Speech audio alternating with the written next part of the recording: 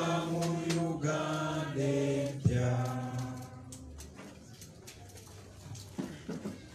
you so much. I'm Namara Claire, the Vice President, Kyambogo University.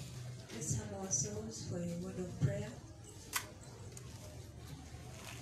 Lord, we thank you for this great moment, and we thank you for every one of us here, and we continue to request you to protect us as we lead on to the struggle. May you guide our President and protect all of us. May you, Lord, be with those people who are imprisoned and guide them, strengthen them wherever they are. In Jesus' name I pray. Amen. Amen. Thank you. Please be seated.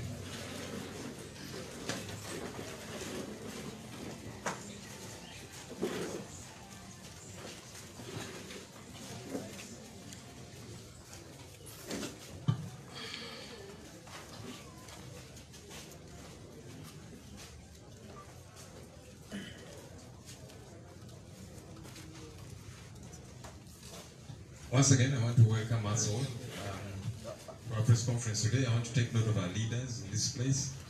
Of course, I'll call on our leaders here in a bit, but special mention of the LC5 councillors here. Kindly stand, if you can, the LC5 councillors in this place. I thought this is the councillor. You are the one. See these twins here. Very confusing situation, but thank you for coming through, the councillors. I hear you guys call yourselves Lord Councillor. Although, by the way, in the act, there's no such thing as Lord Councillor, but I think it's a cool title, Lord Councillor. Please be seated. Any LC3 councillors here? Okay, it's good to see you, sir. And the other leaders, of course, we've noted the Kyambogo leadership that is in this place. We congratulate you, Honorable Mbazira, and your entire guild. Congratulations on your emphatic win, your delayed win. You were meant to win the other time, but it was simply delayed. I'll get to Honorable here in a bit and the other leadership. You're welcome once again. Today is a special day in many respects.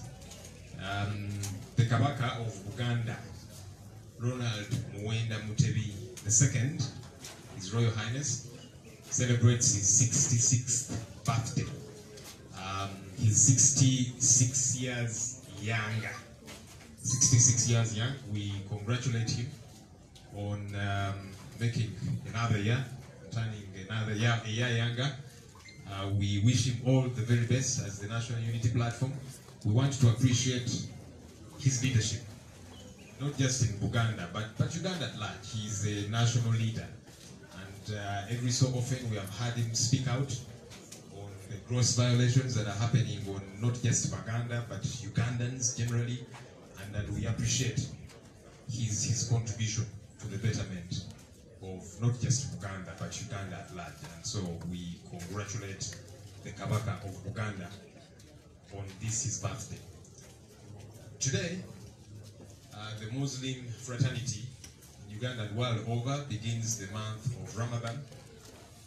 It's a holy month for our Muslim brothers and sisters, and so we would like to wish them all the very best in these 30 days in the month of Ramadan, and we pray that it will go very well for our Muslim brothers and sisters. Ramadan Kareem. We would like to, as the National Unity Platform, appreciate comrades that have remained steadfast, that have continued to strive on in the struggle to liberate our country that we are involved in. It has not yet ended, and so we appreciate everybody out there who is doing everything possible to keep fostering the struggle. Let's keep doing whatever it is that we can. The leaders, those with positions, those without positions, everybody is important in a struggle like this one. We also want to appreciate especially those who have kept focus on our colleagues who are jailed. We have people that have been jailed simply because they supported a particular presidential candidate, Honorable Kyagulanyi, to be specific. Elections were put in place, and that meant that everybody gets to support whoever they want to lead the country. But it became a crime, and that's why our colleagues, Nubiandi, Eddie Mutwe, Dan Magic, Kampala, Lukman, Sheriff Naja, etc., are still held at Chitala illegally because the crime they purportedly committed was committed on 3rd January and yet they were arrested on 30th December. Very ironical. So we appreciate everybody that has kept the pressure on to demand for the release of these our comrades. Let's not tire in demanding for their release. Let's do everything that is allowable within the law to demand for their release because they're being held illegally and there's many ways to do it. Yes, some of us have been involved in peaceful demonstrations to see that they are released. That's allowed within the law. You know, so let's not drop the guns. Let's not drop the ball on that. As much as possible, we can be able to peacefully demonstrate, and there's also other ways to peacefully demonstrate. You know, lately we have been seeing posters within the city, posters having their images and saying "Free all political prisoners." We think that's a good thing because by putting up a poster, the same way we're putting up posters during campaigns, it is an okay thing. You're not beating up anybody, but you're saying these people are being held illegally. We demand for their release. But also, as you can see, I think I'm a little smart. I request my colleagues here to stand. This is another way of demanding for the release of our comrades. And so there's these t-shirts, some young people are making them and they're selling them. And so we are supporting them individually and so on. But most importantly, to put the plight on these colleagues of ours who are being held illegally. And so there's many ways to demonstrate, kindly sit. There's many ways to demand for the release of our comrades. So let's keep doing that as much as possible. I want to appreciate those also who continue to visit them, those who have reached out to their families to support them, because many of our colleagues that are held behind bars are, you know, family heads, they're breadwinners for their families. Now they are away. So we appreciate everybody, Ugandans here, Ugandans in the diaspora, that are reaching out to their families, those that go to visit them. Let's keep visiting them, let's keep encouraging them. Some of us have been banned from going to Chitalia. Myself, Honorable Chagulanyi, Comrade Lewis, express instructions were issued that if we are sighted anywhere near Chitalia, we should be sent away. Reason being, you remember not too long ago, we talked about the plight of our colleagues that are in Chitalia, the hygiene situation, the bad feeding, the conditions under which they live. Very disturbing conditions. You know, they are prisoners, but they have rights. Besides, they're being held illegally. So we talked about these things, and we brought, you know, people that have been cheated here, and they told the stories of what happens behind bars. And so the prison authorities issued a quote-unquote injunction on the three of us. Again, you see the continuous impunity. One, you will hold people illegally, and then you will stop us from visiting them. But anyhow, we'll keep pressing on. So those that can continue to see them, please keep visiting our comrades and encouraging them. There's something that bothers some of us as leaders, of course as a party, but Ugandans generally. Parliament is in the process of working on the budget, the appropriations, etc., and then eventually passing it so it can take effect on July 1st. One of the things that has bothered us is the proposed increase in taxes. Now, as a country, even as leaders, we know that no country can survive without taxes. You need taxes to develop a country. You need taxes to deliver services as a leadership. But we are bothered by the continuous increase in taxes. And I'll point out some. There was a proposal to levy a 12% tax on internet bundles. There was a proposal to shoot up the rental tax by 10%. A proposal to put a tax of 100 shillings per kilogram of wheat grain. Now this is food. Tax on exports like fish meal, wheat bran, maize bran, and milling byproducts. And there was also that ridiculous proposal, car license of 200,000 shillings and 50,000 shillings for border borders. And a plethora of others. We're not opposed to the collection of taxes. We need taxes to run our country. But what kind of taxes? Look at the tax on internet bundles, for example. The other day I had a very old man who is in cabinet, who said we can do without internet. So according to this Giza is a very old man. According to him, you know, we can live in 1900. This old man does not know that the internet is an economy today. There's many people that are doing business on the internet. Young people who are selling products on the internet. You know, there's a lot of economic activity that happens courtesy of the internet. So when a leader in government comes up and says, we can do without the internet, of course he can do without it because, you know, he's so detached and clueless about some of these things. But we certainly cannot do without the internet in 2021. And so we think that some of these are preposterous taxes. But also, most importantly, maybe increasing taxes would not be a very bad thing. But where is the value for this money? Ugandans are paying very heavy taxes. But where is the service delivery? So again, we're not opposed to the levying of taxes. But where is the value for that tax money? In some countries, when you go to Europe, there's countries where incomes of people are taxed to the tune of 50% and even more. But you see, the citizens there, even though they feel the pinch, but they're not so much bothered to pay 50% of their income in taxes. Why? Because they know that when they are sick and they go to a government hospital, they will be attended to by professionals, there will be good health care. They know that when they take their child to a government school, their child will get quality education. Infrastructure development keeps happening. But also there is accountability for this tax money.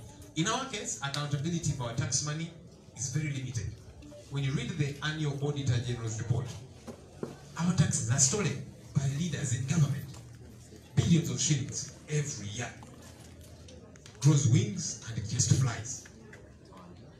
So, as we increase taxes, as we ask Ugandans to pay more taxes, one, can we account for this money to Ugandans? Number two, can we deliver services? So that when tomorrow government comes up and says we want to increase taxes, it is justifiable. Currently, it is not. You go to many of our hospitals, mothers are giving birth on the floor. They're there with their newborn babies. When you go to many of these government-aided schools, children are studying under trees. When it rains, there is no schooling. When you look at our infrastructure, etc., etc., where is the service delivery? So these are questions that we have. And we are asking government to tread carefully. Account for our money, but we want to see value for our money. That's very important as far as we are concerned. So as the current parliament debates the budget, they should have these things at the back of their minds. Ugandans want accountability for their tax money. They want services delivered at the end of the day. One final thing I will talk about, really as an update from us as a party. We told you we were meant to have a retreat last week. Unfortunately, a catastrophe did happen. Archbishop Dr. Cyprian Kizito Luanga passed on, and so we were not able to go on with our retreat because, you know, we had to mourn with the Catholic fraternity in Uganda, but Uganda at large, and we were also party to the ceremonies that were happening and eventually the burial. So we were not able to hold our retreat, and so we postponed our retreat to this week, on Friday and Saturday. That is 16th and 17th. That's when we shall hold a retreat for our leaders, members of parliament, some local government leaders. We'll not have all of them. We'll have LC5 chairpersons and mayors, and of course leaders within the party. We shall keep connecting. I know the councillors might ask, so for us, when will ours be?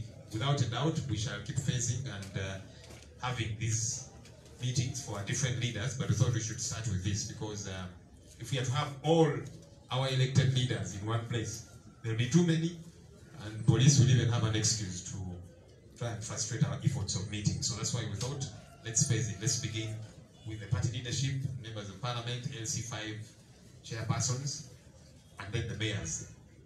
We shall retreat to connect as a party, because no sooner had we unveiled the party than we went into elections. So most of the focus was on the elections. So I thought we need to take off time, meet up, assess this election that happened, and also continue to discuss how we deal with the situation that happened, because as we have continuously said, the election was rigged and it's not yet over.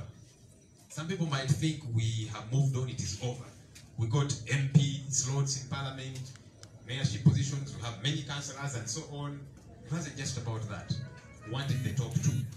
And now that it was robbed, we will reconnect as the leadership of the party and discuss these matters, because like we are saying, it's not over.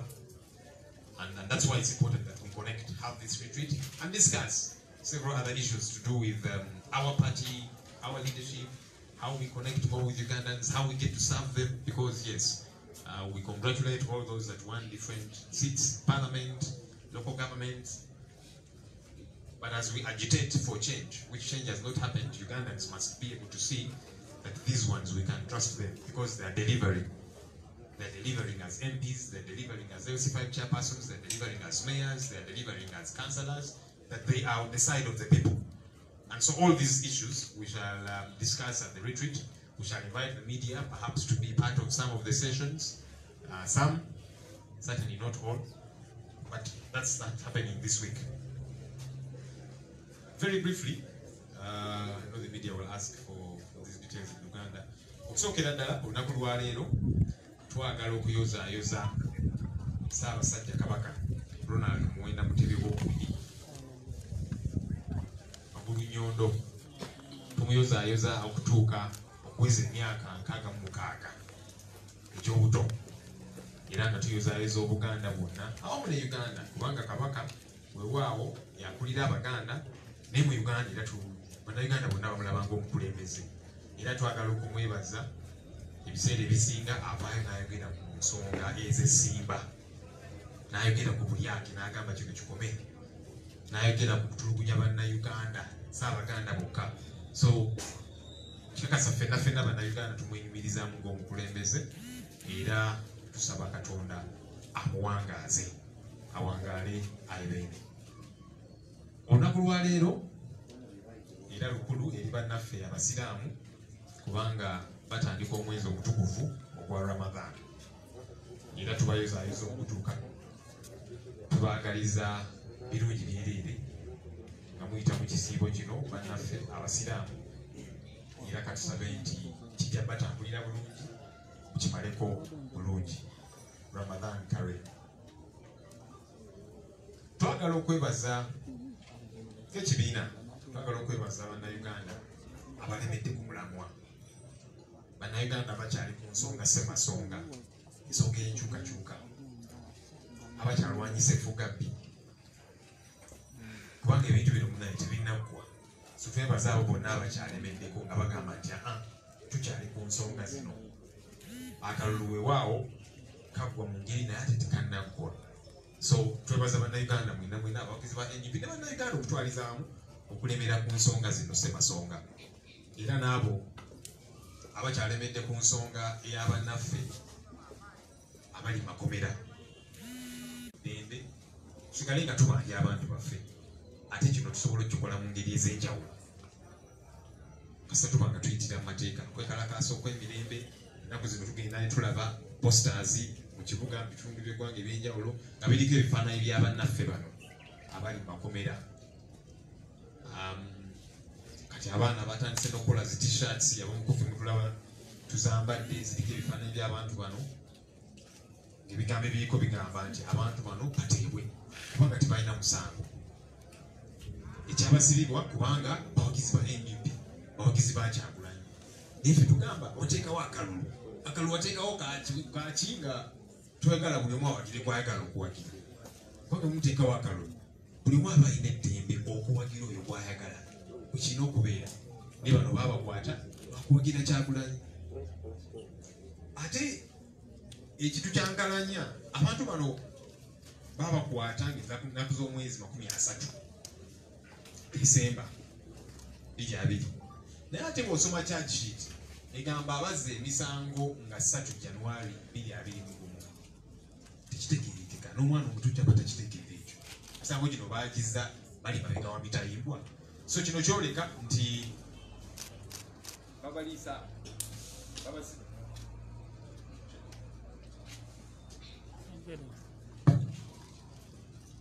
kino kyeyoleka nti bannaffe bano babalisa akakanja olw'okwagala enkyukakyuka olw'okuwagira Kyagulanyi era nga tukyalemeddeko nga tuyita mu mitendera gyonna mateeka mirembe nga tubanja abantu bano era twagala okwebaza abo abayamba zi famire z'abantu baffe bano kubanga abasinga baali bataata ne bamaama era twagala okwebaza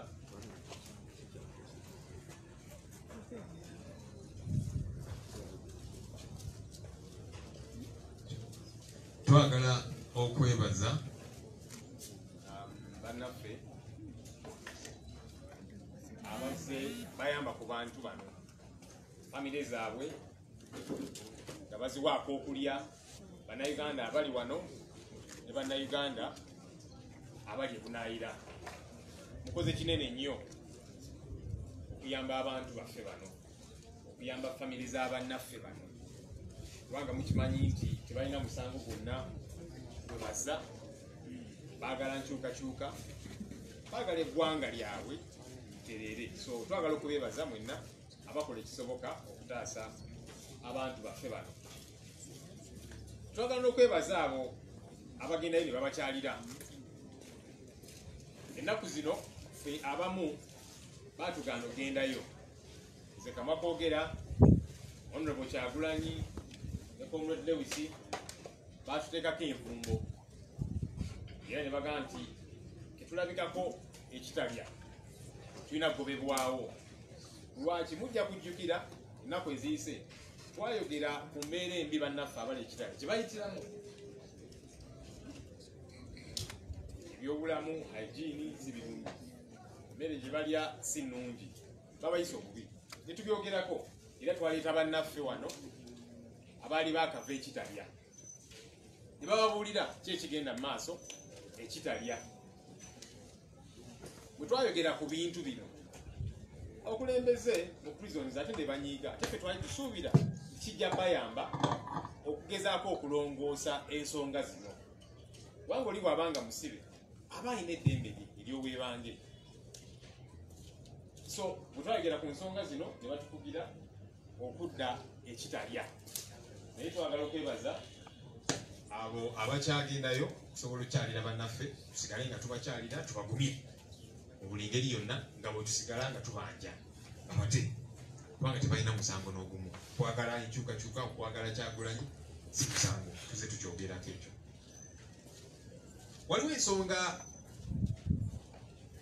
ffe gye tutunuulira nga tetusanyusa ng'abakulembeze mu NUP naye okusingira ddala nga bannayuganda. Akaseera kano ke tuli mu Parliament ekwasaganya mbalirira budget bagyogerako era executive ewaddeyo proposals okwongeza emisolo egimu. Emisolo egimu executive yeyogeddeko baagala ebitundu 12 ku buli 12% omusolo ku yintaneti. Era juzi nawulidde namukadde omu ali mu gavumenti mu kabineti yagenze n'agamba nti intaneti tetugyetaaga, tekola makulu.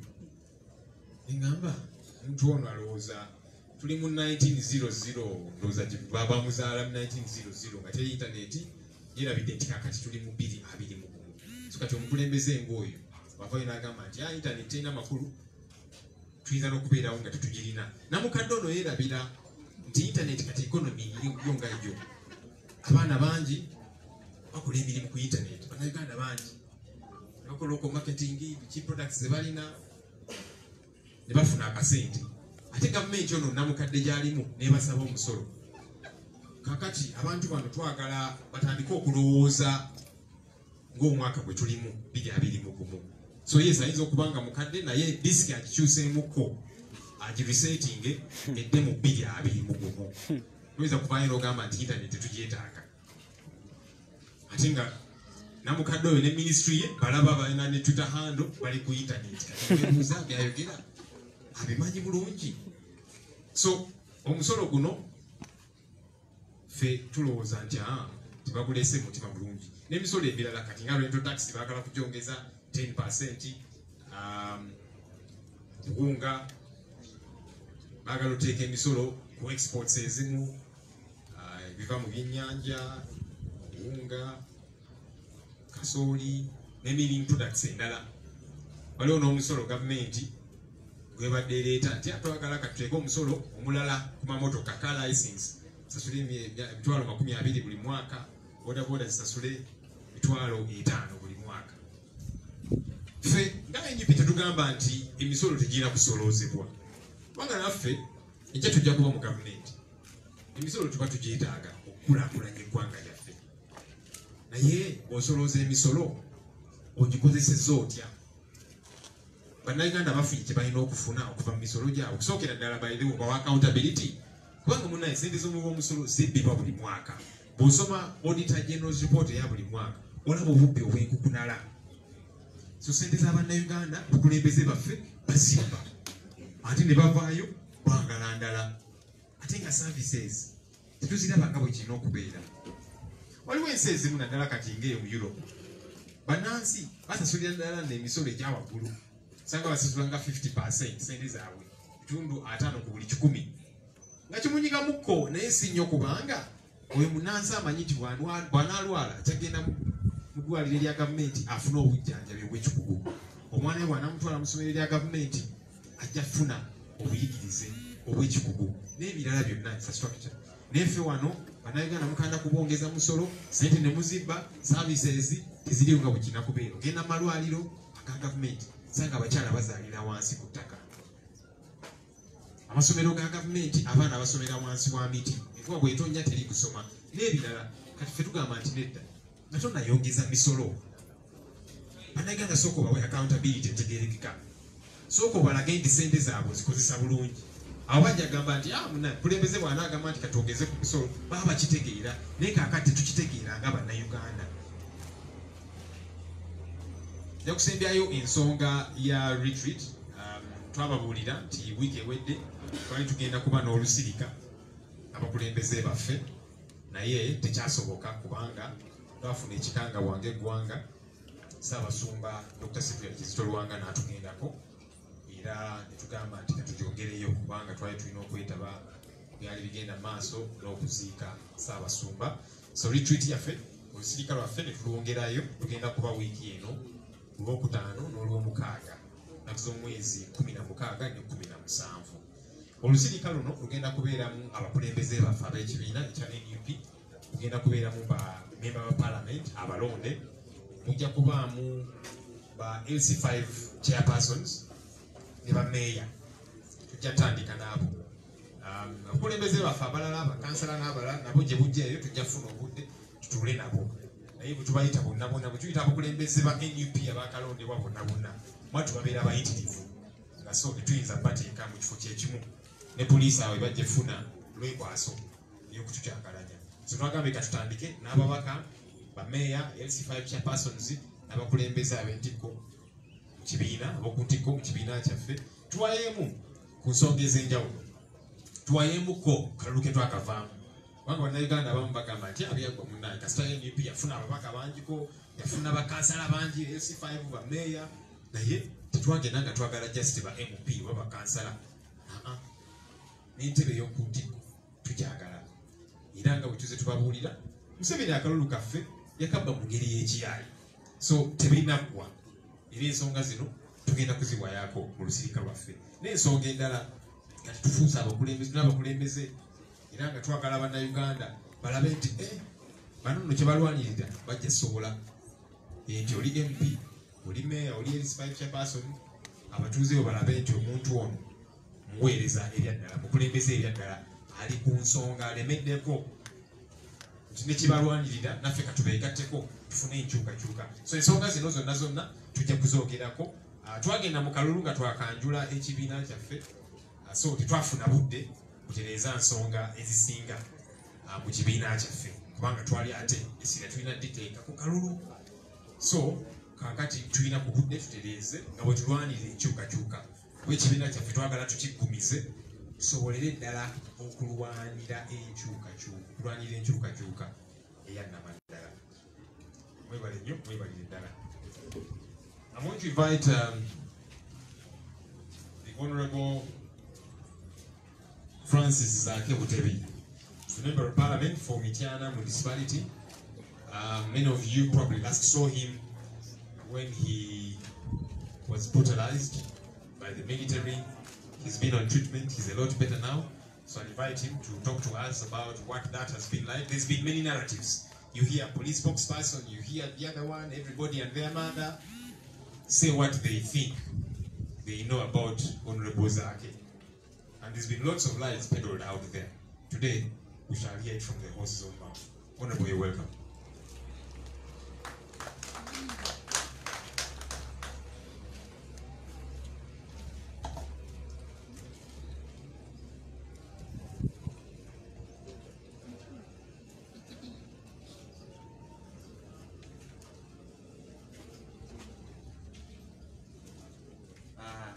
I greet you all. Zake Francis is my name, and I'm the youth leader of the National Unity Platform, and also a member of Parliament, Mityana Municipality. First and foremost, I'm glad that I'm here, alive and kicking.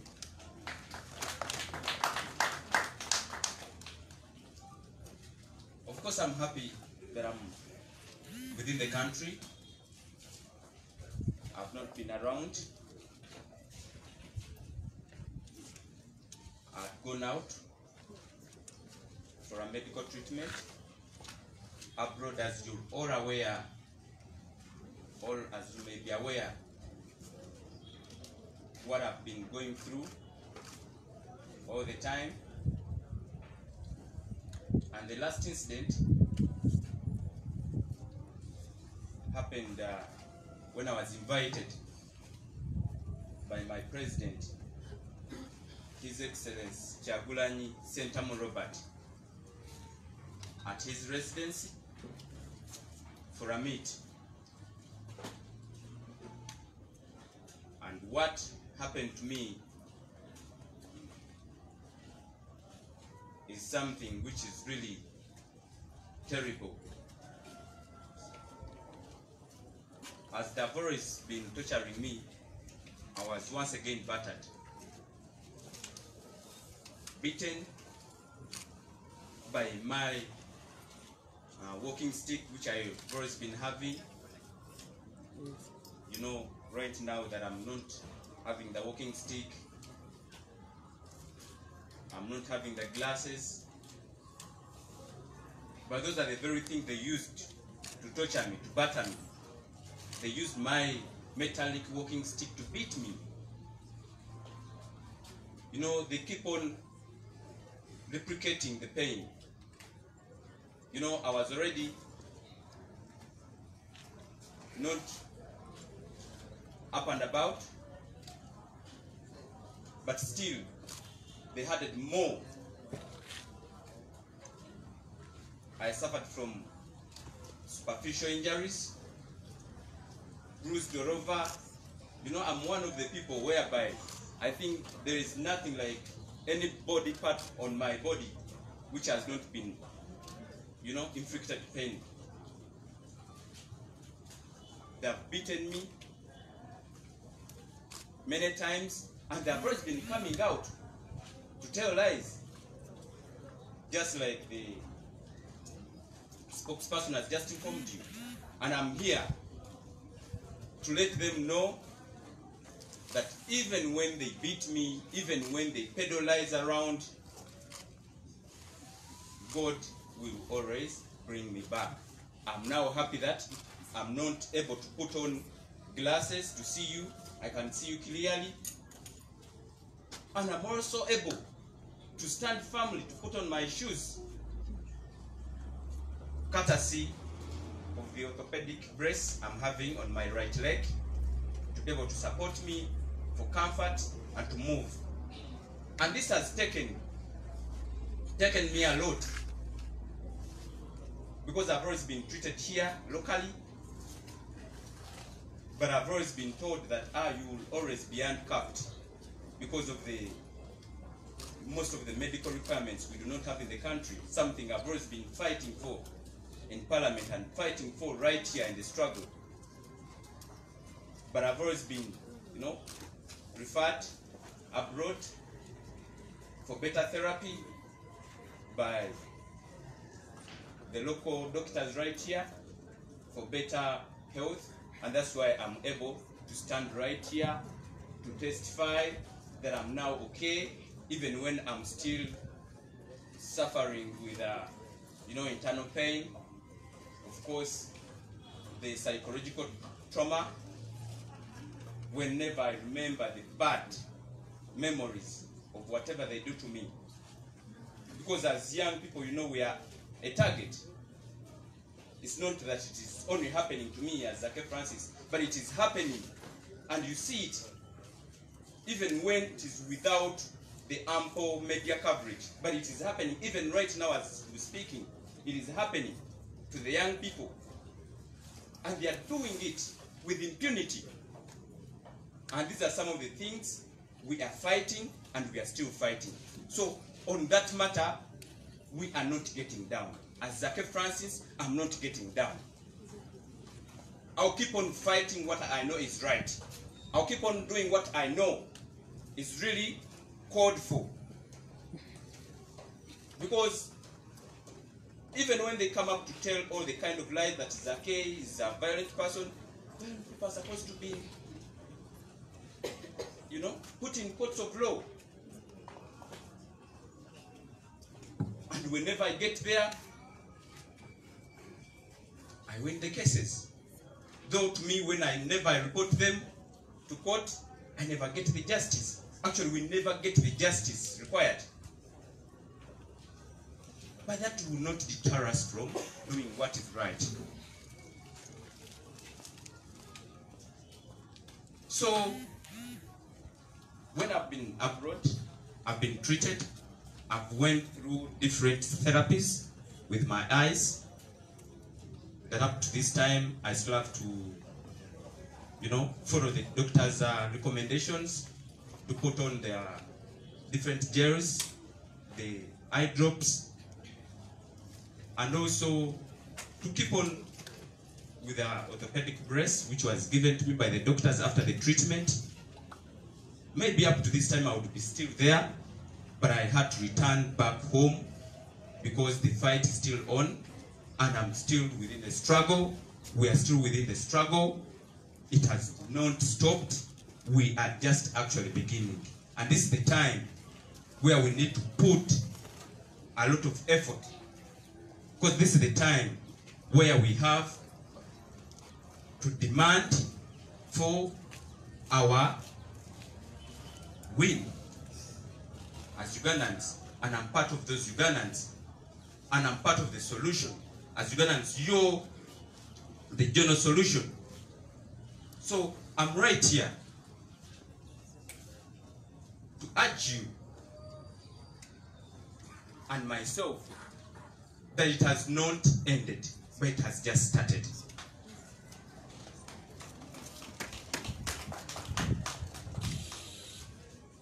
And if it has just started, it means that whatever we've been passing through, even myself, whatever I've passed through,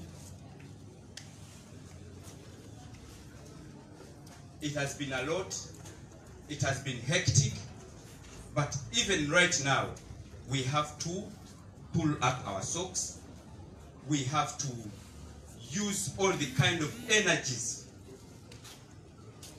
that energy, to make sure that we reach the top of the mountain, to make sure that we get to what we aspire for, and that is the power to State House.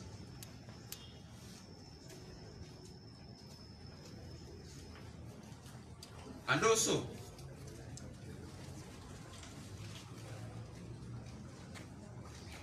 there are so many things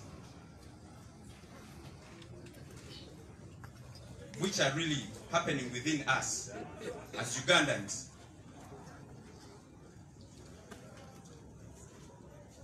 Whereby we have to make sure that we do not lose focus. Yeah, when I've come back,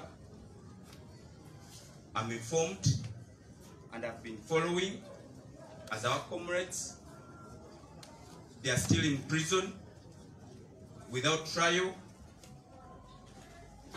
They never did anything during the campaign trail. When they were battering us, they were beating us, tear gassing us, killing most of our comrades.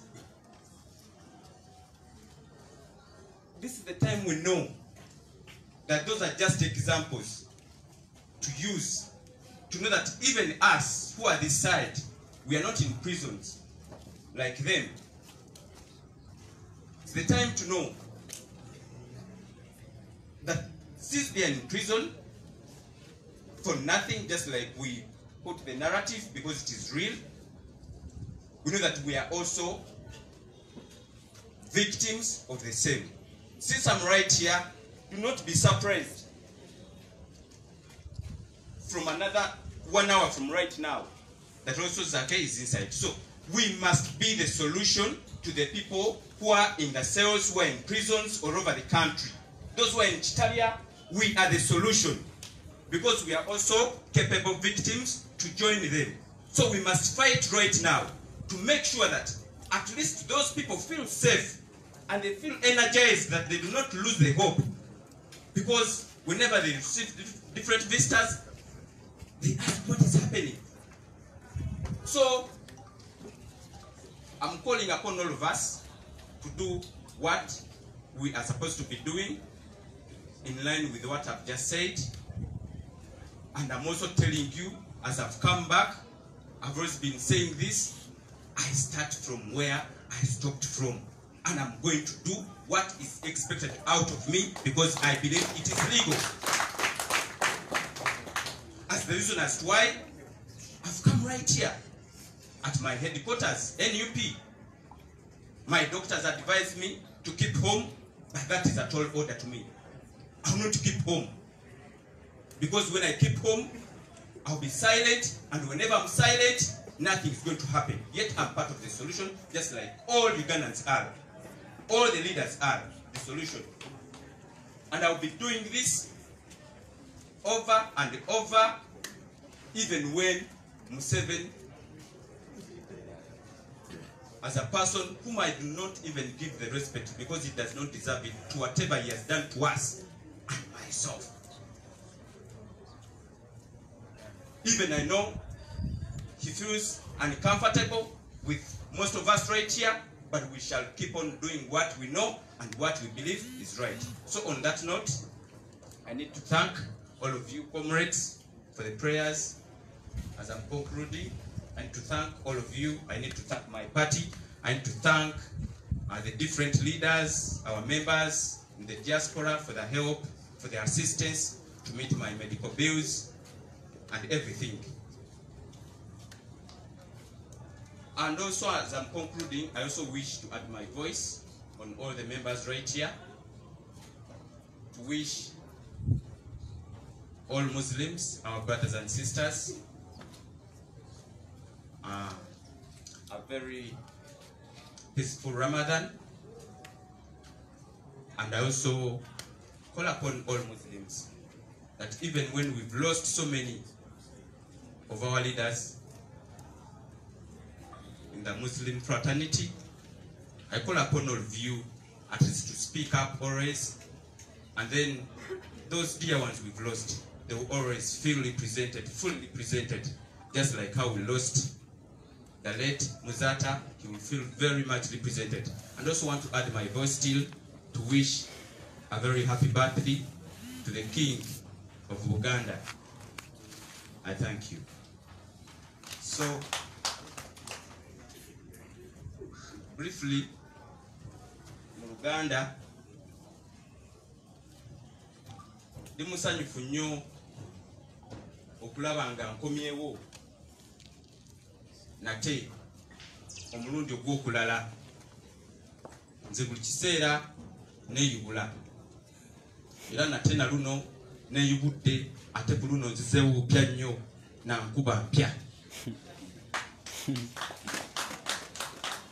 era nga bwe mundaba wano si bulijjo mubadde mundaba mbadde nsobola kulaba nga ntaddeko galubindi ne katuwaakiri olwaleero nsobola okubalaba nga sitaddeko galubindi ekitangaala ekyali kisumbuwa amaaso gange byakoleddwako kati nsobola okutambula nga sikutte muggo naye wadde mba nkozesa ekintu kino orthopedic brace ekindi ku mugulu gwange ogwa ddyo okutambula ne waakiriko nti kati waakiri nsobola okukuba engatto yange bulungi nnyo nenkuba bulungi n'empale yange nga bulijjo awo mmanya nti kati struggle egenda mu maaso ku sayidi yange nga zaake awo ziba zivuga nga bwe zaaka bankyagenda mu maaso era nga bingi nnyo byempiseemu ku mulundi ogwasembayo twali twakava mu kalulu nga ngenda okusisinkana pulezidenti waffe ow'ekitiibwa ennyo Kyagulanyi Ssentamu pulezidenti omulonde ate bwe nasanga enkoligo z'obusajja obwa poliisi ab'amagye tebasaana kitiibwa wadde kuba tebakyali ba poliisi abo batuju abo balabe b'abannayuganda abo balabe baffe ne bansalako ng'enjogera ya bulijjo bweri era ne bankuba okumanya abantu abo bafujjo era babi nnyo n'okumanyira nga bamanyira bakozesa muggo gwange gwennyini gwe bankubisa ne bamenya galubindi zange zonna kuba zizanyamangako okulaba kubanga bye baali baagala okubanga bankola ndowooza nga nabo balaba bibakwasa ennyo ensonyi okulaba nga nange mbirabako n'amaaso gange bwe bankuba ne bansanjaga ne bampisa bubi tebereza ekyuma nga kye bankubisa buli wamu okusanyala omubiri gwange gwonna okutuuka nti wadde nali ebiseera ebyo ng'era nkyali mulema ng'okugulu kwange wansi ekigere kyakyuka neera bannyongeramu bwongezi naye banga buli kiseera bannyongera ku bulumi obwo era nempisibwa mu mbeera embi ennyo okukakkana nga bansudde mu kapoliisi gibatamumazaayo wadde n'eddakiika 10 wadde nayo bantulugunyizaayo nesamale wadde eddakiika 10 olw'amaanyi g'abantu n'ennyambibwa ku bannakibiina wamu ne poliisi yennyini nga bulijjo bwe badde nkola okulaba nga banteeka ku ddwaliro nga bulijjo bwe badde bansuula naye nfunawo obujjanjabi nga bulijjo naye era nga bw'omanyi nga mu mbeera gye bampisaamu kwanzi bankuba mu bitundu kumpi byonna eby'omubiri tewali kitundu kyange ku mubiri kye batakubye naye abasawo ne bangamba nti zaake ku bujjanjabi bwe tukuwadde ojja kusigala bw'otyo ng'obeera bw'otyo paka lubeerera ojja kubeera mulema ojja kubeera nga oli mulema w'amaaso ojja kubeera nga mulema w'amagulu nga mbeera mu mbeera eyo ya muggo buli kiseera ne bangamba mpozi tusobola okusindika eri abo abalina bye tutalina wano mu ggwanga okulaba nga bakolako bulungi nnyo era kituufu ddala bwe natuukayo basobola okunkolako bulungi nnyo ne banteeka mu byuma eby'enjawulo okumala ebbanga eryawerako ddala okulaba nga amaaso gange gaddawo okulaba nga n'okugulu kwange kuddawo nga bwe mundaba essaawa ya leero nensobola okuba nga ntereera mu mbeera nga nva mu mbeera eri gye nalimu okudda mu mbeera ennungi kati gye ndaba nti waakiriko wadde nga baŋŋamba nti zaake genda mu maaso okulaba nga ogoberera ebiragiro byaffe ng'abasawo era ngenze mbigoberera kuba kati essaawa ya leero nkyateekamu eddagala mu maaso lye bampa amu ebyebisigo eye drops n'ebirala n'okukozesa ekintu kino kye bampa kugulu okuba nga nsigaza sapooti eyo n'obugumu bwensobola okuyimya nabo ku ttaka n'okutambula obulungi era nkyagenda mu maaso nabyo mu mbeera emu oba endala nga ndi mu mativu kijja kuddawo wadde nga nkyalina obulumi munda mu nze ebiseera ebimu wadde era buli wenzijukira ebintu ebyo byali tusiddwako era nfunamu embeera etali ya bulijjo mu mubiri gwange ne mutwe gwange naye ebyo byonna nze tebinkomako okugenda mu maaso okukola ebyo byentekeddwa okukola wadde baŋŋamba sigala ewaka ogira owona naye nze sijja sigalayo kubanga njagala okulaba nga kino kyenkola mpulira mu nda yange nga nazaalibwa kubanga nkola kino okulaba nga negata ku bannayuganda abayayanira enkyukakyuka ng'ate ndaba nga ndi emu ku nsonga eziyinza okugyawo obwannakyemalira mu ggwanga lyaffe Uganda. Era yensonga lwaki olwaleero nzize wano, yensonga lwaki ndabiseeko eri bannayuganda kubanga bangi babadde munsabira, bangi mubadde mutusabira nga bakulembeze, bangi mukabe nanga amaziga mu mbeera ey'obulumi. Buli bwe babadde bampisa mu bintu bino byonna byempiseemu babadde batuyisa mu byonna nga bayisa bavubuka bangi nnyo. Njagala okubeebaza ennyo olw'okunsabira okwo, naye era nga mbategeeza nti nze nga Zaake wadde babintuusizzaako bino emirundi mingi nnyo kutandikira dda mu Palamenti 2016 2017 buli mwaka bagezaako nnyo okulaba nga banteeka wansi, naye nze nga Zaake wendi era nga nja kgenda mu maaso nga nkola ekyo kyeteekeddwa okulaba nga nkola. Mu mbeera eyo njagala okulaba nti mbategeeza nti nga Zaake ndi omu ku bavubuka abangi ennyo be bafudde target, ndi omu ku bantu bangi nnyo eyo be batulugunyanga n'essaawa ya leero we twogerera. Waliwo be bali mu kutulugunya essaawa ya leero, waliwo be bali mu kukuba emiggo, waliwo be bali mu kuwamba, waliwo be bali mu kusiba obwemage. So nze nga Zaake kino tekiri ku nze, wabula manyi kiri kwabo bannayuganda ffenna naddala ffe abavubuka. So kyekiseera tufungize tuveeyo, kuba kino ekiseera si kyakuggwamu maanyi, kino ekiseera kyakulaba nga tujjayo n'ag'omu buto nga tufungiza nga tulaba nga tukola kye tuteekeddwa okukola nga tumanya nti nze olwaleero ndi wano ne wasobola oyitawo essaawa emu nga either ndi mufu obanga nange bansibye obanga bampambye nga temumanyi nawe nkola ki wendi. Kati kiriva kuba gye tuli kulanga tubako kye tukola ate nga tekimenya mateeka. Kuba naffe byonna bye tukola olwaleero nze Zaake bye tukola, olwaleero abakulembeze bonna bye tukola tebimenya mateeka. Y'ensonga lwaki tuli wano era nga tebalina tukoti gye basobola tuteekamu naye batusingisa musango gwonna kuba bye tukola ebyo ebituufu bye tulina okulaba nga tukola. So mu mbeera eyo njagala okulaba nga twekubiriza nga ffenna essaawa ya leero okulaba nga tuvaayo nga tukola ebyo bitusuubirwamu.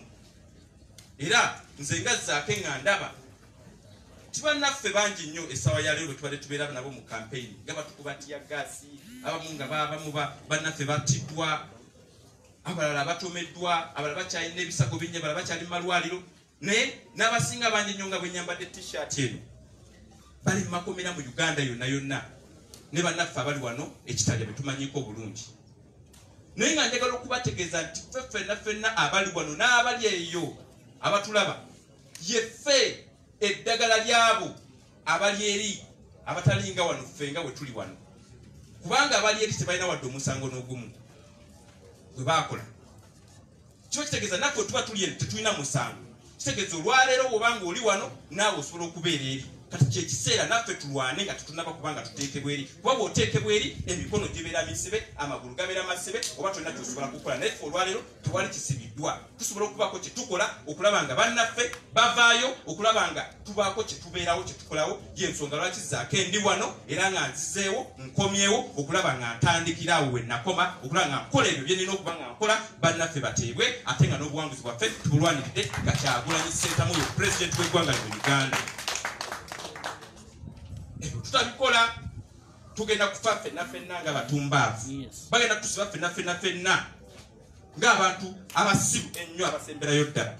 Nze sigenda kwekkiriza kubeera omu ku basiru abo, ne bwe naaba nina okugulu kumu ne wema nina omukono gumu, oyo omusajja tatusobola kubanga ffe tulina amaanyi, ffe tujja okusobola okukola ebyo bye tuteekeddwa okuba nga tukola okulaba nga tutaasa ffenna nga twetaasa nga bannayuganda nga tutaasa ne bannaffe ababali eyo abatusobola wadde okwerwanako. era ku lw'embeera eyo njagala okumaliriza nga neegatta ku bannange okwagaliza bannaffe abayisiraamu ekisiibo ekirungi ate era nga tuli mu kisiibo kino tukikozese okulaba nga twogera ku ebyo ng'abakulembeze b'abasiraamu bangi nnyo abavuddeyo ne boogera ku nsonga ezo abamu bami ne batuvaako kati ekiseera nga naffe tukozesa ekiseera kino naffe nga twekuba mu mutima nga tujjukira bannaffe ebigambo bye badde boogera naffe tugende mu maaso nga tubyogera kuba tukimanyi kyoy'omu atufuga era nga yatukutte ffenna mu buzibe abitya katugende mu maaso nga tubyogera ng'abayisiraamu ng'abannaddiini abalala bonna baziba byogera okula nga tubyogerera ddala kubanga obwo butwa mu matuuge ate era butwa mu maaso ge so tugende mu maaso mu mbeera eyo nga naffe ffenna twegattidde wamu tujja kula nga tubako kye tukola era mu mbeera y'emu njagala okwongera eddoboozi lyange ku lw'ekibiina era nga spokesperson waffe babagambye omwogezi waffe okwagaliza Ssaabasajja Kabaka amazaalibwa amalungi so bwe tuli ate tukyaliwo tugenda bugenzi mu maaso katandika butandisi people power our power zivuge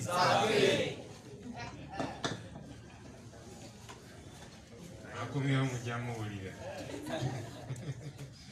Thank you, Honorable Zaki. All right, we'll take a few questions and then we see how to wrap up. Yes, Derek.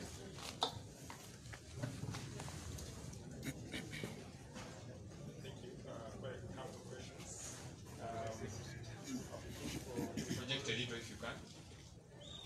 I have a couple of questions. In Honorable Zaki. You've been on classes for about 3 or 4 years. I mean, where are you in classes for at least the same time? Now, you see that you're able to see without classes and without all these gigs and classes. I'd like to know, what did it take? You told us what you went through. I wanted to know what did it take for you to get to this level or situation that you are in terms of, yes, you're in hospital. Do you mind telling us in terms of figures how much it cost you to bring yourself back to where you are? The second question go to the NUP leadership. There's been a lot of information. I want to call it propaganda. I want to call it anything. There has been a lot of information about the leadership, especially top leadership of NUP. Well, I know you know the information, and I would like to get just an update about that. Because many a time you come on your Facebook or social media platforms, you say, yes, this is fake, stuff like that. We'd like to know, put it to us, what does that mean? What should we take of it, and what should we do? There are about 2 weeks now, there has been a prominent musician in Africa or whatever, and he's been moving around and he's promised to even give us a city. Then you'll be, is this a welcome for you, or do you have any comments about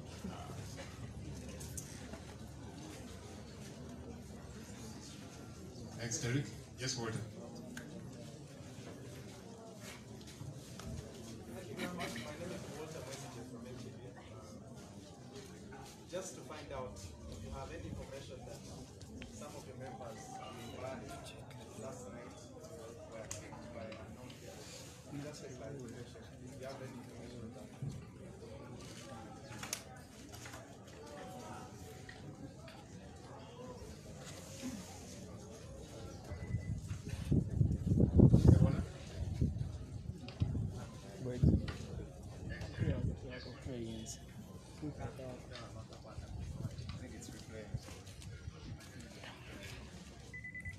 Okay, any other?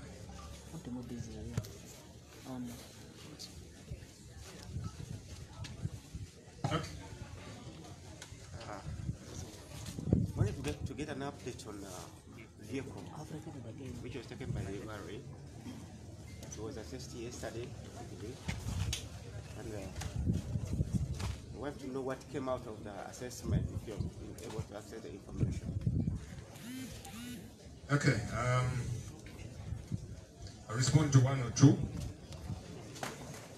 Then I'll invite Comrade Lewis to tell us about the ballet people picked up, the car. Well, of course, we'll also comment on these other issues. And then there was a specific question to Honorable Zaki. One, I'll just make a quick comment on two issues, then I'll invite my colleagues. One, Derek asked about the visit of the prominent musician, Akon, who was resultantly given a square mile of land. I think it's good to begin from a point of, as a country, we are very welcoming people, always welcome visitors, big, small, and so a person like Akon is a very welcome person. Some of us grew up dancing to his music. I actually remember in high school I mimed one of his songs. The song Lonely. Some of you don't believe I was a bad guy. And so I think he's a good guy. Him, we have nothing against him. And so it's a good thing to begin from there. That said, there are concerns about the continuous giveaway of land to whoever, investors. So this is nothing personal against Akon, but we are concerned about land, public land that is continuously given away to everybody and their mother. And yet, many times when this land is given away, it doesn't serve the purpose for which it was given. And there are examples. Nakuru. You remember, years ago, people were sent off their land in Nakuru. And the promise was, and each of them was given some kind of promissory note, that there's going to be a development, they'll put up, amazing infrastructure, flats, and so on. And that these people that have been sent off their land will be given preferential treatment. It's been over a decade. And that land is still vacant.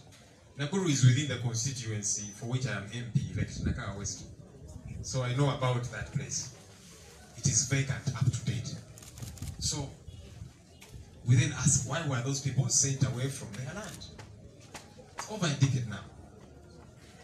When you go to Shimoni, back then, Shimoni students were sent away, a school destroyed. Apparently, there was going to be a Chogam hotel put in that place. Chogam came in 2007 and it went. And that land remained idle for a very long time. Eventually somebody else put up a shopping mall. So you see where our priorities are, that we think a school is not a very big deal. You remove a school and put up a shopping mall. UBC land. I remember this because I joined UBC in 2006 as a young journalist. And shortly after I had joined UBC, that's when the land on which we were, in Nakasero, next to State House and All Saints Cathedral, was given away by government to an investor to apparently put up a Chogam hotel. Chogam came and went, and that land remained vacant for a very long time. Eventually somebody else put up a hotel. I don't know under what arrangement.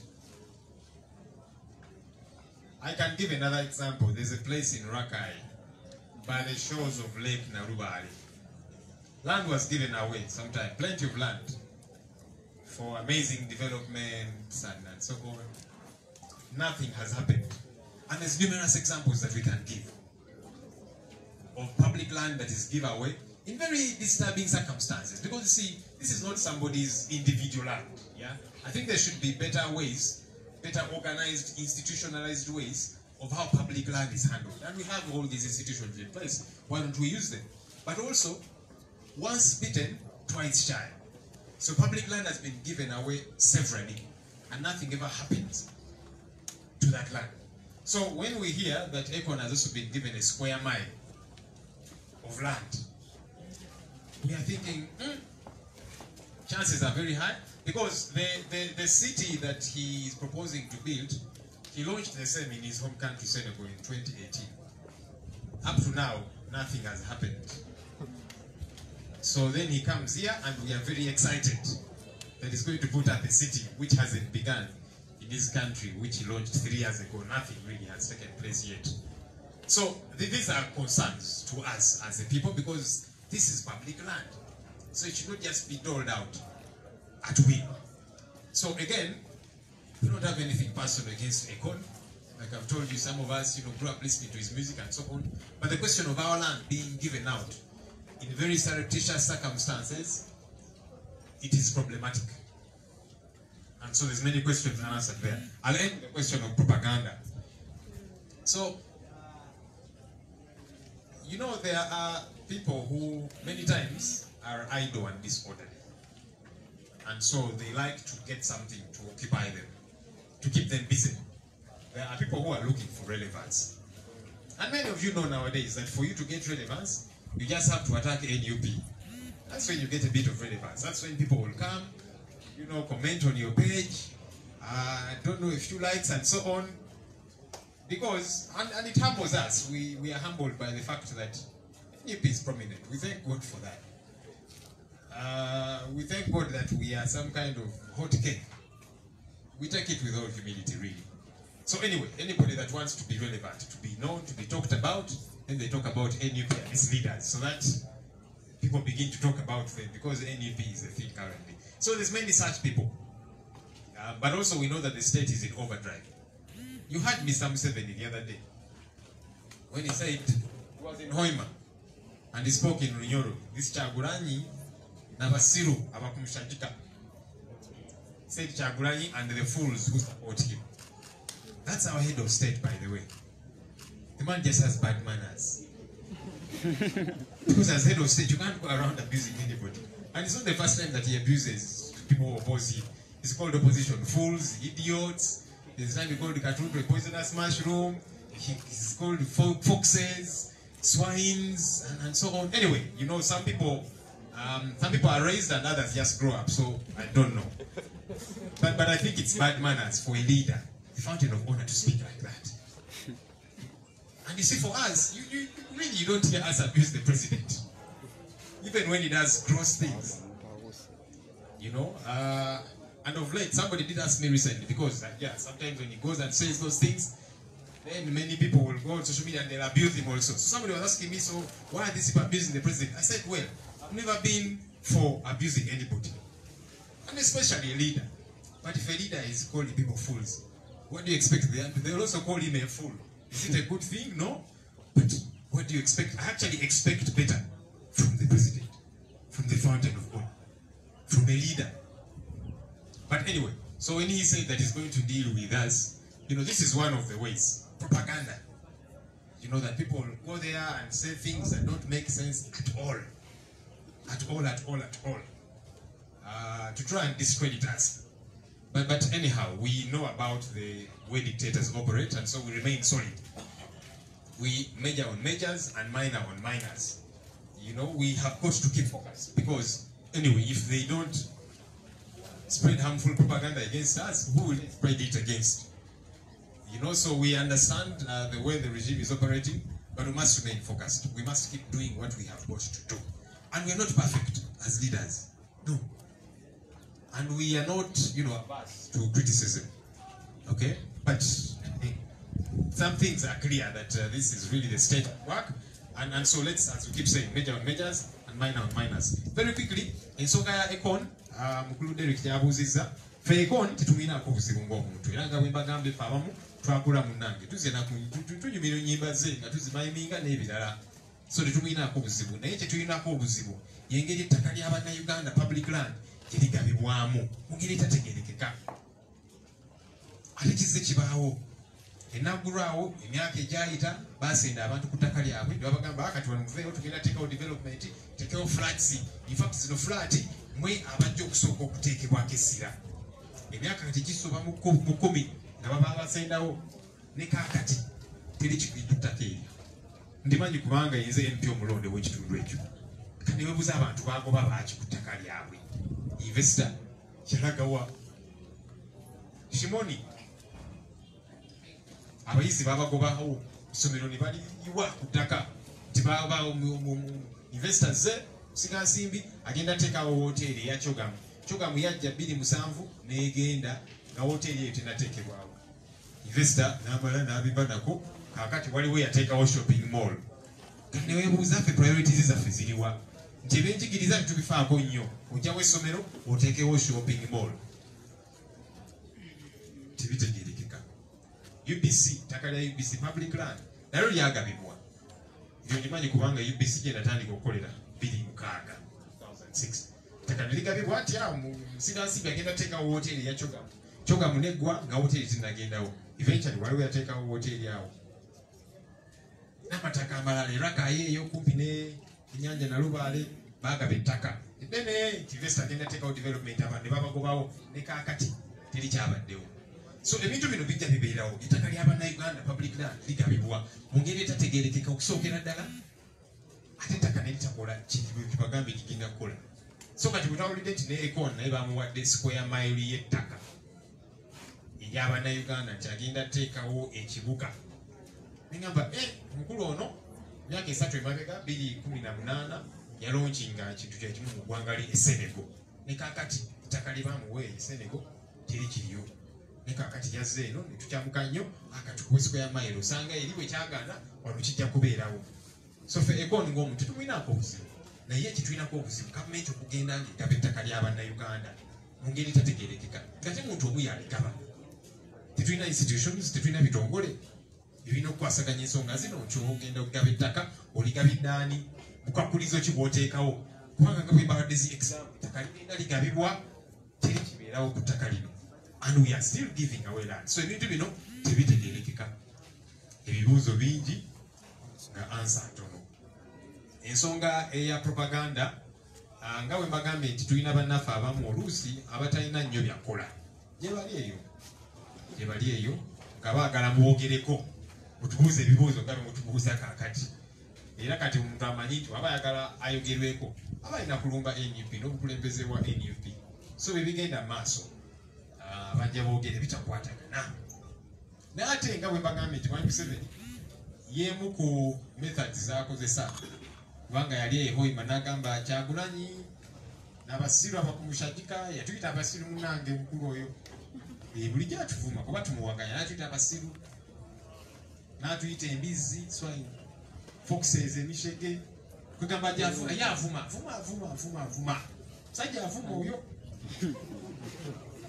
musajja omukulu myaka mikulu mukadde mukulembeze ninamba nayogeranga omanyi twalinanga abaana ku byalo eyo twalinanga obwana obwali obuvumi ng'akaana kavuma nga oba oyagala omuntu w'okuvuma ng'akakaana kuyita okawayi kyokawadde ne kakuvumira omuntu ye Mwami Museveni musajja avuma ate ffe twalisubidde nti omuntu kubanga oli mukulembeze sengejja ku bigambo kuba tukimanyi munaye buli omu yakuzibwa mu ngeri ey'enjawulo abamu bamala gakula naye munaye oba okuzibwa buli mukulembeze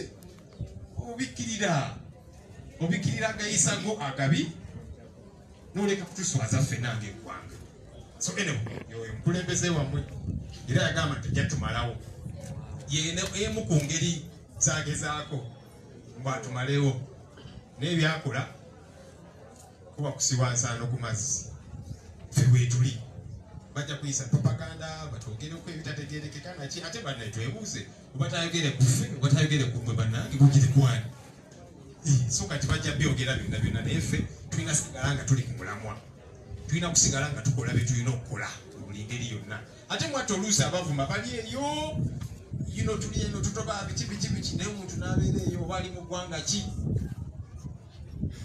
sitwago tagibeeranga namu tina ennusu 5 teyagaleeta gayambe mu sitwago abaana baffe abali makomero obakyo baki campaign talinange naye kati ogugwe bwagata ku sitwago ng'avuma abakulembeze oyo aba akolera ani. Let me welcome Comrade Lewis. Comrade Lewis. Thank you so much.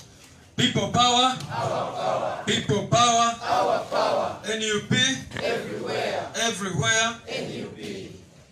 Thank you so much, Comrade Joel, Honorable Zake, members of Parliament here. I see Honorable Kayemba Solo, the Honorable Chiaga, Hilary Hildaman, Councillor, and all other leaders, of course, our brothers and sisters from Chambogo. We are delighted to have you here. I'm just going to respond to somebody asked about Mbale. We've not gotten clear information about that situation, but we know that in all cities and towns of Uganda, the arrests and kidnaps are still continuing. In Masaka, they've been kidnapping people. In Mukono, they've been kidnapping people, and many other places. As NUP, with our legal team, we've been able to secure hundreds of them who have come out of military detention, especially the military court at Kachiri and other courts, even the civilian courts. And we thank all of you Ugandans here and abroad who continue to support these efforts. Money for bail, sometimes the welfare of these comrades who are in these prisons, and all that. So we really, really appreciate you.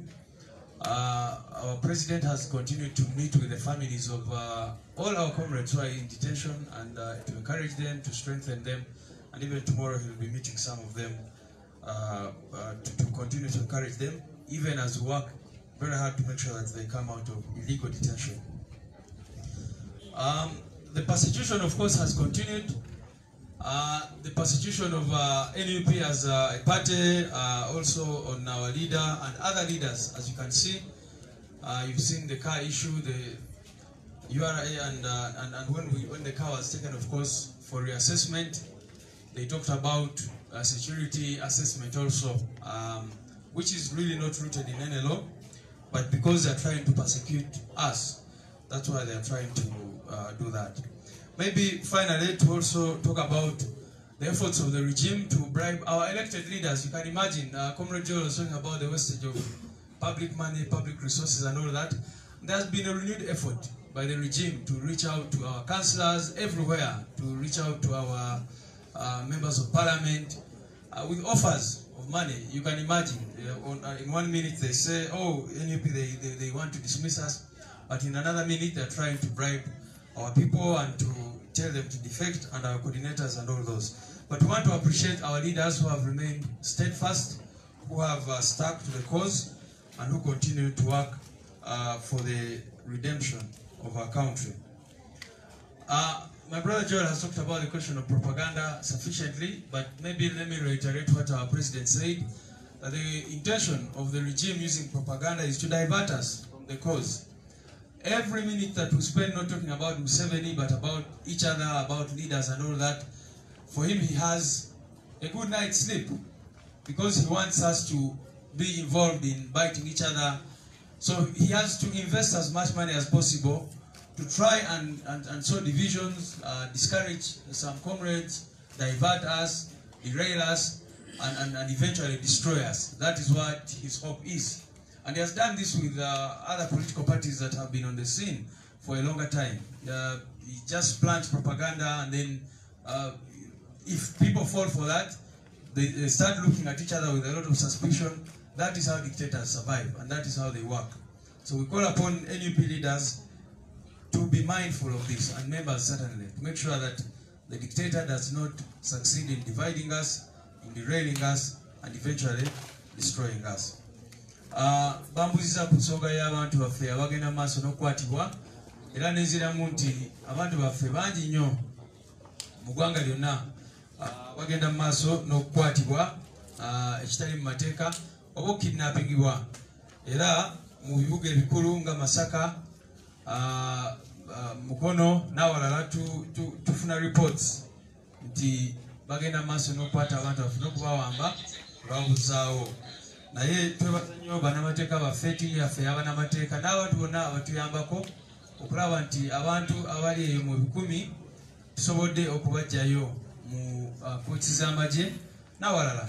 Era nga bwe mulabye tuzeemu ne twapulayinga bail olw'abantu baffe abali Kitalya mu kooti y'amagye, era ne tugenda ne mu kooti etaputa mateeka oba giyite constitutional court, era ne tugenda ne tuwaaba ne mu kooti egirirwamu oba giyite court of appeal, okulaba nti abantu baffe abali e Kitalya bafuna bwenkanya. era ffe tulina campaigns ez'enjawulo zetugenda mu maaso n'okukola kyova olaba leero twambaliza t-shirts zino era ne twebaza abantu bonna abagezaako okukola byonna bye basobola okukola okulaba nti amaaso tebagajja ku bantu baffe abali eyo mu makomera. Ensonga endala okunyigirizibwa kukyagenda mu maaso ku mukulembeze waffe Honorable Kyagulanyi nga bwe mulaba URA yasaba eddemu yekebejja emmotoka ye gye baali bayisiza ate n'ekibiina kyaffe era buli lunaku awo tufuna amabaluwa batusaba ebintu bye bamanyi nti tebalina tusaba naye okuba nti waliwo okunyigirizibwa ku kibiina kyaffe n'omukulembeze waffe naye byonna tujja biwangula. Okumanya nti Nakyemalira talina nsonyi era kumanya nti bali determined okugezaako nnyo okutumala amaanyi bagenda mu maaso n'ogezaako okugulirira abakulembeze baffe ab'emitendera egy'enjawulo nga kwotadde bakansala ba MB n'abalala nga bawa offers ez'enjawulo naye bano abakulembeze bavaayo ne batuwulira era bannayuganda bakimanye nti sente zaabwe ze bawaayo mu misolo mu bulume bw'ekitalo kyezikola ebyo byezikola ebyo bali abagezaako okutukatikako emisolo emirala naye ate sente ezo Museveni azikozesa ki okugulirira abantu okugezaako nnyo okulaba ye aziteeka nnyo mugezaako okweremeza mu buyinza era ensonga eyokubiri eya propaganda sente bannayuganda ze bateekayo ne bawaayo mu misolo mu bulume bw'ekitalo ate asasula oba akozesa propaganda agezaako okwawulamu mu bantu abamulwanyisa oba obasigamu obuteesigangana n'ebirala bwe bityo naye byonna bana NUP mu ggwanga lyonna balina okitegeera nti Nakyemalira bwatwewaze ng'akola ajja kuleeta byonna byasobola okukola naye ffe tulemereko tusigale ku mulamwa Mukama nga mubezi waffe. Retreat yaffe eri gye egenda kubeerawo weekend nga bwe tubagambye olwokutaano n'olwomukaaga era tujja kwogera ku nsonga ez'enjawulo bwe tuba tuvudde mu retreat tujja bategeeza biki ebinaaba bivuddemu naye ate tulowooza nti struggle yaffe eno etandika butandisi kubanga Nakyemalira tujja mwanganga mpaka ng'avuddewo. Mwebale nnyo.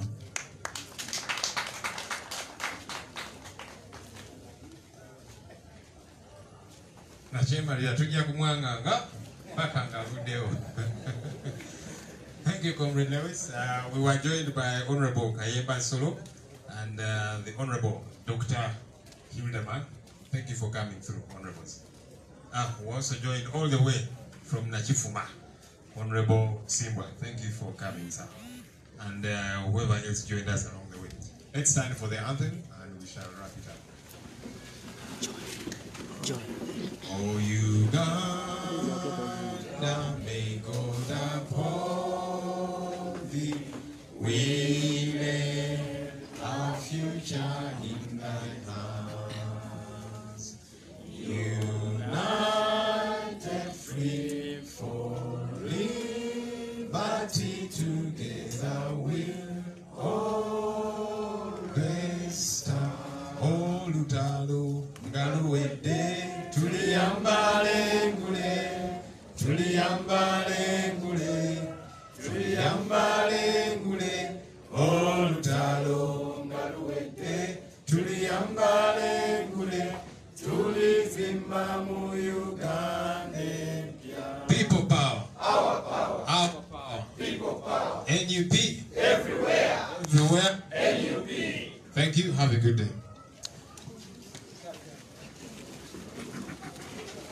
Well, thank you, our brothers and sisters who have been following us here locally in Uganda, abroad, and those who are really in their offices. We really respect you. Thank you for loving Ghetto TV. Thank you for loving us. We just have one advice to you, brothers and sisters. Whoever comes here, abuse, attack, and do all these respecting things, our team, our administrators, they are there to block you. So that next time you not follow this TV again. reason we don't believe in such acts.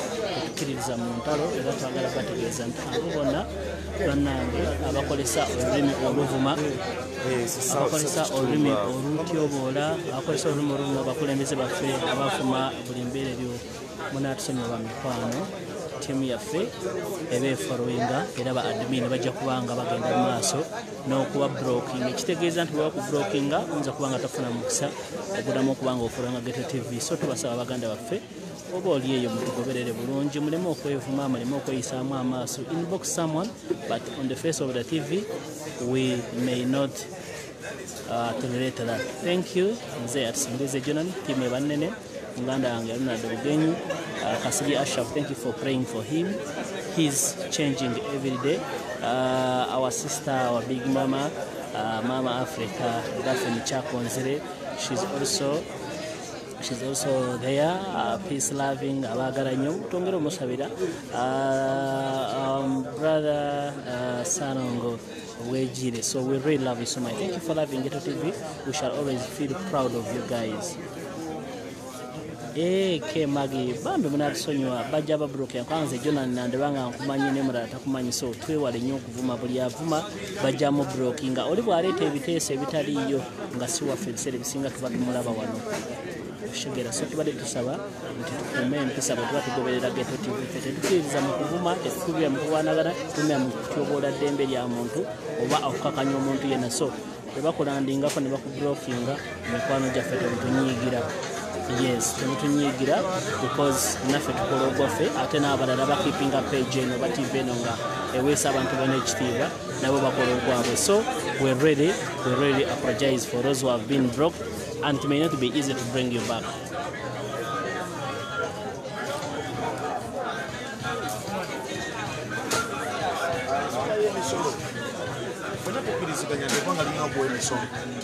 Kubanga tetulinaawo mbeera yonna eggwanga gye lijja kukula nga tewali misolo. Ekizibu kyokka ekiri wano nti essente ze tuba tusasudde mu misolo ziyamba zitya munnansi. Kubanga bano balinganga abateekawo emisolo bo beegaggawaze n'okutusengula ku mataka gaffe. Kubanga weewuunya kale weeteeberezamu omusolo gw'emmotoka ogujja, omusolo ogwavaawo ne baguteeka ku mafuta. Ku mafuta tebannaba gasalako n'olwaleero gaalinnye kati gali ku 4,438, kuliko siringi 2,200 nga lwo lwa musolo. 1,200 tebannaba kulujja ku lita y'amafuta, ate baleese omusolo gw'emitwalo 2 era bongera ku myunyuta Munnayuganda. So tetukkiriziganya na misolo egireeteddwa, naye ate nga tukubiriza Bannayuganda okuwa omusolo. Naye kyebuuzibwa nti accountability, omusolo oguba gusasuddwa gukola ki? Kyekyo kyokka ekiriwo. Yeah, we want to take this opportunity to welcome our brother Honorable Zach again in the field. Abagambiddewo ye we yakoma wakandikira amatwale kwa muganda wange Hilary Kiega. Abo abaleeta propaganda ebibasuula kwe kuba nti tawaayo nsonga lwaki Museveni takuwa ssente nga tewali purpose. Twaleetaaze bw'ojja okwogera ng'oleeta propaganda ogambe bamuwadde assignment bweti tebawa buwi ssente.